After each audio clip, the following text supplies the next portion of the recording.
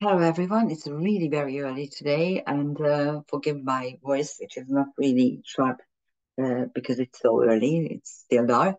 And we are just 1.5 days after the brilliant Sun-Saturn Pallas Athena water trine, which was actually becoming a kite with the help of the moon in Virgo. And this time it is Pluto-Venus. Pluto-Venus opposition, the emotional black hole. This is how Judy Hall, my master, called Venus Pluto aspects, and she always said that even the trines and sextiles can act as this huge black hole that kind of swallows everything. No matter how much love you get, no matter how much love you elicit from others, you can always feel deprived. And I agree with her because I've seen it many times. But I also would add that you can utilize even the squares and oppositions as something big. Remember that the Jupiter-Pluto combination is the so-called super success. Why? Because Jupiter enlarges everything it touches, and Pluto, and nothing is ever enough for Pluto. And where Venus is the lesser luck, the lesser fortuna minor. This is how we say in Latin. So you can actually utilize this particular aspect to create either wealth or stability or harmony or well-being. Yeah, the opposition is not always so spectacularly easy, but luckily we do have some very nice placement in the chart. Let's take a look at it. And this is the London chart. And as you can see, the Venus-Pluto opposition becomes exact on July the 12th. And it is at 15:12, so in the afternoon. And the chart itself has some highlights and two quite interesting midpoints. Scorpio is rising. As you can see, the Mars Uranus conjunction is almost exact. It will take another 3 days before it becomes exact. Mars Uranus is always about how you exercise your free will. It's actually, I call it the free will aspect because Uranus is freedom and Mars is the will. And the Chiron Aries conjunction, it's almost the same degree. If you take a look, it's like 2 to 2.5 maximum. That's it. But these are very slow moving aspects. Right now, Mars is quite faster than average. So in actually it covers this 2 degree distance in 3 days instead of four. And Chiron is very slow in Aries. So it will take a couple of weeks before they become exact. But you can actually feel it already. And as I said many times, Chiron is our karmic wounds. In Aries, it describes karmic wounds around war, fights, aggression, violence, fire, all kinds of really nasty things. And at the same time, Chiron also provides healing. And whether, by the way, and yes, Aries denotes drastically altered outward circumstances, which you see if you look around in the world. And whether or not we can utilize this to heal the drastically altered outward circumstances or accumulate more wounds because of them, it's really up to us. It's really up to us in many ways. So that's one thing, that's another thing. And there are two midpoint structures in this particular chart. The moon, which went into Libra about 10 hours earlier and crossed over Black Moon Lilith, is at the midpoint of the Black Moon Lilith South Node. South Node always denotes our things that we bring in for this incarnation as like a fighting tool, like a survival kit, really. And Black Moon Lilith is the third turning point of the Lilith myth, describing the story when Lilith goes back into the Garden of Eden in order to heal Eve's inability to function properly because she doesn't have a soul. Yahweh forgot to give a soul to Eve. It simply he manufactured her from one of the ribs of Adam. And Black Moon Lilith describes the goddess who goes back into the Garden of Eden and gives upper, the soul. Alma in Latin means soul, and alma means upper in Hungarian. So again, you have this whole connotation that you can only understand when you speak Magyar. So the moon at the midpoint of the south node, Lilith, symbolizes that our soul can actually join what we have known so far in earlier lifetimes and in this past life, and also relevant to us, and also Black Moon Lilith, which is clairvoyance, and at the same time the knowledge to go back to some place because we know what to do and we have the courage and the determination to do it. And the other midpoint is Neptune with the North Node and Saturn. All three are retrograde.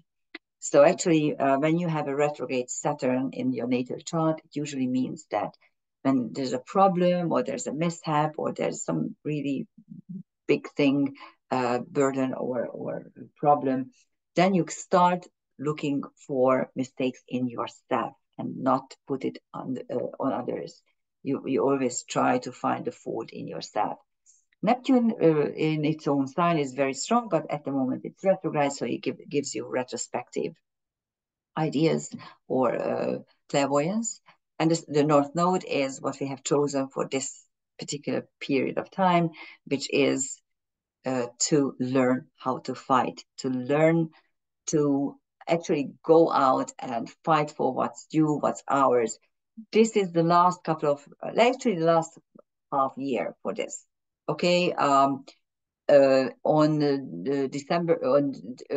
1st, so the first day of the new year, the new civil year, I should add, we still have the North Node in Aries, but very soon it will retrograde into Pisces, and so this energy pattern will cease to exist. So Neptune provides you with insight, what to do, how to work for Saturn, for what is your life perspective, what you have chosen as your destiny in this incarnation.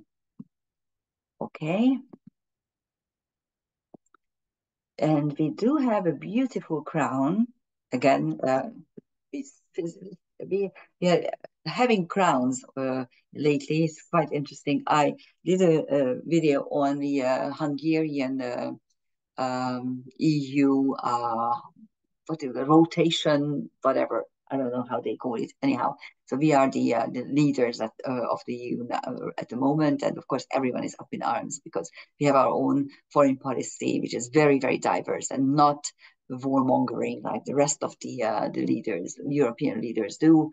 And of course, we had the crown there, but I didn't do it in English because you might not be interested in anything that is Hungarian. So I'm trying to, in English, I'm trying to do everything for London. And here's the crown, which is partly dissociated because Neptune is in its own sign, retrograde at the very, very end of the sign. And this is why if it were already in Aries, we would have a perfect crown. It's still okay, I mean, by degrees.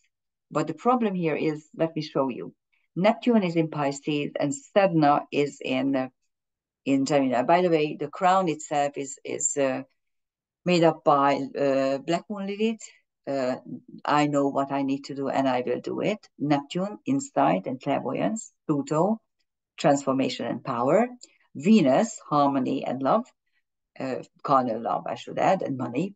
And Sedna, creation through dissection. So those are the 5 celestial objects. And if you take a look at the energies, here there should be a sextile between Neptune and Sedna. Instead, yes, it is a sextile, of course, because by degree it's a perfect sextile.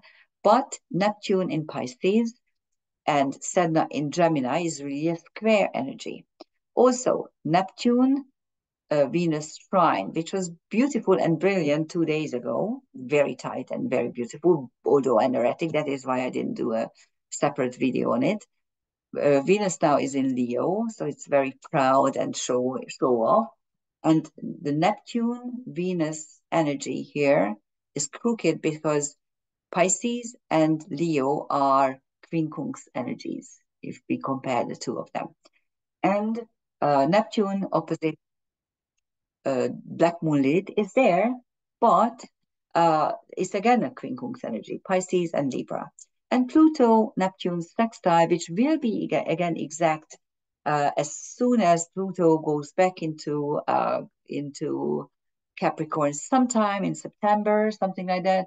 Then they will have a sextile in energy as well. But at the moment, it's a semi-sextile energy. And at the same time, the crown is really tight. So we do have a crown, we just don't have it energetically. And here are the transcendental celestial objects. Again, the color coding goes like the magentas are asteroids. Asteroids describe the personal karmic level. Blue ones are TNOs and centaurs, which are describing our karmic wounds. And the red ones are fixed stars, which are not part of the solar system. They are part of the universe, and they describe universal energies and also higher dimensional worlds where you can actually go and have fun there without your physical body, of course. So on Venus, you have Nestor, and Nestor is the Nestorians were a Christian sect, and they were completely killed, of course, because they went back to the original Christian ideas, not the Judeo-Christian ideas that became prevalent in after the 3rd century in Europe.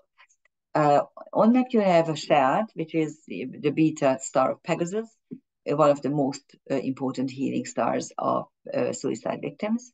On Pluto, you have Harmonia, harmony, and Cassandra. And the Roman goddess of Harmonia, harmony, has an opposite energy, Discordia. And Discordia in Greek mythology is Aries. But in karmic astrology, Harmonia is not opposite Discordia, Aries, which is drastically altered outward circumstances. In karmic readings, the opposite of Harmonia is Victoria.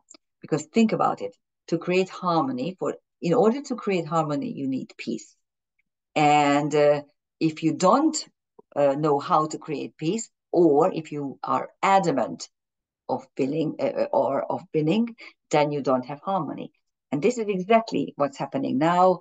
Pluto, the planet of transformation, is aligned with Harmonia. So we are trying to get the world to accept some kind of peace talk. Let's start to begin it. Okay, let's begin to talk. But Cassandra, she's a Trojan princess who refuses to become the lover of the god, the sun god Apollo. And so first, in order to win her over, he gives her clairvoyance. But when the girl says no, he curses her, and he says that no one should believe you, and you can hold on to your clairvoyance, but no one will believe you. So that's the Cassandra karma that I sometimes and you know what, the space-time moment really describes it. We are aiming for harmony and peace, but of course no one believes and listens to us. On Sedna, you have Amor, love, and Cerberus, the dog of the underworld. Two TNOs, more Somnus and Pelion. More Somnus is very, very prominent in the charts of during the pandemic, but now they will separate because Pluto is retrograding and more Somnus is going direct. So at the moment they will be separating. Pelion is the mountain the mountain of life, really. Pelion is the mountain where the caves of the centaurs are, so it's the home energy. And the Pleiades, the stars of the Pleiades are the home of the creator goddess. And on Black Moon, you have the supergalactic center. It will be there for another couple of days, and when the orb will be 2 degrees, the energy will dissipate. But it's there now. There's also a very interesting boomerang and a quindecilla arrow in the London chart. The boomerang you will find in any chart because it's asteroid Lilith opposite Mars Uranus. So that's the axis of the boomerang with Dark Moon and Chiron Aries. So that's the boomerang. And so it's quite interesting because, again, all three Liliths are very prominent in these charts. But in the London chart, the ascendant is making two quindaciles, one to the Mars Uranus and the other one to the Chiron Aries. So you have the quindacile arrow on the one hand, linked by a semi-sextile, and the boomerang, linked by a sextile and two semi-sextiles. Actually, this is an angel ring. So this is a very powerful structure. Boomerangs are probably the most karmic configurations, because if you don't treat cautiously, you will get it back. And quindacile arrows are the narrowest of the karmic arrows, and they really are very, very powerful. And the quindacile 165-degree denotes either ambition or obsession, most of the time obsession. So that's the London chart. And the transcendental objects are on the ascendant, on the London ascendant, you have Fantasia, Narcissus, and Plotinus. Plotinus is a philosopher. Narcissus is self-love and fantasy. You know what fantasy is. That's on the ascendant. On the descendant, we have two bright stars, Hamal and Shadir. Hamal is Alpha Aries, very, very strong, going towards a destiny that I want. And Shadir is the alpha star of Cassiopeia, a very feminine star. So these two stars, one is on the ecliptic, the other one is up north. They are aligned on the same astrological degree, and they are on the descendant, which in mundane charts is either the enemy or all kinds of covenants and contracts and alliances. And this is exactly what you see now going on in Europe. They are trying to find new partners. And on Lilith, you have Deukalion, who was the son of Prometheus, and Deukalion and his wives are spared by Zeus when he kills off the whole mankind with a flood, a huge flood. So Deukalion means two things: survival and being chosen. And this is on Lilith, which is revolt against injustice. And on Mars, you have Pax and Requiem. And on Uranus, you also have Requiem, because it's kind of in between Mars and Uranus. And Lempo and Argon. We spoke about these in the previous video 2 days ago, so I'm not going to repeat myself. And on Chiron, you have Paracelsus, Guinevere, Valhalla, and Pompeii, the same things. And Pompeii always makes me wonder, because I just saw a video on how they excavated these bodies in Pompeii, which were not burned, but the lava conservated them, and they are these man-shaped things. Of course, inside they are human bodies which burned completely. And if we have an atomic war, this is something similar will happen to physical bodies. They will remain shadows on the pavement, just black shadows, black patches. If we don't consider, so we should learn from our mistakes. We should learn. We need leaders who are really polymaths, like Paracelsus, and we need alliances, Guinevere, and we also need to talk. Valhalla is the place where the gods gathered and talked about stuff. If we don't talk to each other, we won't know answers. It's very, very simple. On the dark moon, you have Karma, of course, and Dionysus, the god of altered states of consciousness and mind. And on Aries, we have Demeter, the goddess of she's the mother of Persephone, so she's the goddess of grain and food. So that's it. Venus-Pluto opposition is usually quite painful, but in this case, it has some nice accompanying energies. So utilize it nicely, utilize it in good health. Think about the crown. And yes, it is a little bit crooked because it's dissociated because of Neptune. It's still a crown. It's still something that you can crown your day with. Something nice. Do something for yourself, your loved ones, and feel good about it. Thank you for listening. Bye-bye.